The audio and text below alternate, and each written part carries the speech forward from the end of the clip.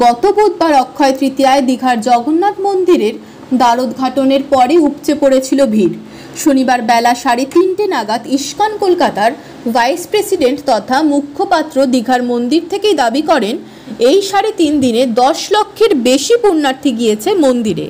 প্রত্যহ সকাল 6টার সময় খুলে যাচ্ছে মন্দিরের মূল ফটক।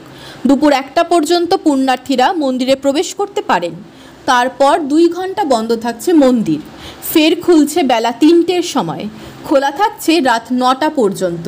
পুরীর মন্দিরের আদলে দীঘার মন্দির তৈরি হলেও পুজো দেওয়ার ক্ষেত্রে বাংলার বিভিন্ন মন্দিরের মডেলই অনুসৃত হচ্ছে। রাধারমন জানিয়েছেন, পুণ্যার্থীরা ডালা নিয়ে মন্দিরে পৌঁছাচ্ছেন, পূজারী পুজো করে সেই ডালা পুণ্যার্থীদের হাতে দিয়ে দিচ্ছেন। প্রতিদিন মধ্যাহ্নে জগন্নাথের উদ্দেশ্যে 56 ভোগ অর্পণ করা হচ্ছে, সেই ভোগ বিতরণ করা হচ্ছে পুণ্যার্থীদের মধ্যেও।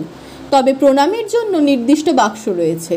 কর্তৃপক্ষের তরফে বলা হচ্ছে, কেউ প্রণামী দিতে চাইলে সেই নির্দিষ্ট বাক্সেই যেন তা দেন।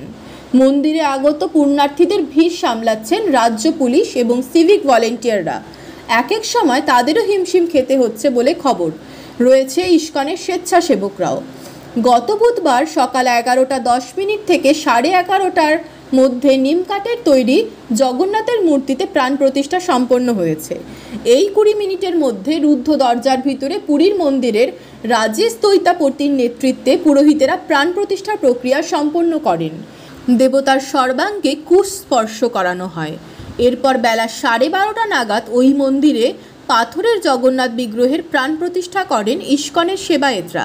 বিকেল 3:12 মন্দিরের দ্বারোদ্ঘাটন এবং প্রথম আরতি করেন মুখ্যমন্ত্রী মমতা বন্দ্যোপাধ্যায়। তবে মন্দির উদ্বোধনের পরের দিনই পুরীর পুরোহিতের দল ফিরে গিয়েছিলেন। এখন সব সামলাচ্ছেন ইস্কনই।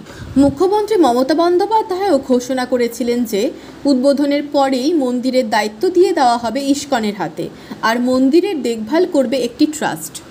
দীঘার জগন্নাথ মন্দিরের দ্বারোদ্ঘাটন কর্মসূচি নিয়ে ইতিমধ্যেই খোঁজখবর শুরু করে দিয়েছে উড়িষ্যার বিজেপি সরকার। শনিবার ইন্ডিয়ান এক্সপ্রেসে প্রকাশিত একটি প্রতিবেদনে দাবি করা হয়েছে, উড়িষ্যার আইনমন্ত্রী পৃথ্বীরাজ হরিচন্দন পুরীর জগন্নাথ মন্দিরের প্রধান প্রশাসক অরবিন্দ কুমার পাথিকে চিঠি লিখে এ বিষয়ে অভ্যন্তরীণ তদন্তের নির্দেশ দিয়েছেন। পুরীর জগন্নাথ বিগ্রহ নির্মাণে ব্যবহৃত নিমকাঠের উদ্বৃত্ত দিয়ে দীঘার জগন্নাথ বিগ্রহ নির্মাণ করা হয়েছে বলেও জল্পনা ছড়িয়েছে। সেই জল্পনার মধ্যেও অবশ্য লক্ষ লক্ষ মানুষ যাচ্ছেন দীঘার জগন্নাথ মন্দিরে।